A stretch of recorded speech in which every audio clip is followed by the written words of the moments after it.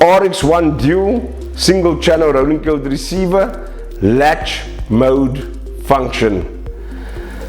Currently, when we trigger from a previously learned transmitter,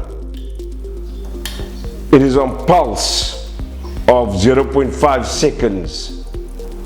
If you would like to hold in the pulse, simply take a program jumper, place it across the L pins, which indicates latch, and the pulse is now held in.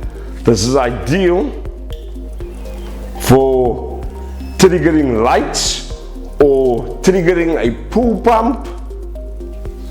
However, please note on the relay rating when activating devices with a higher current draw.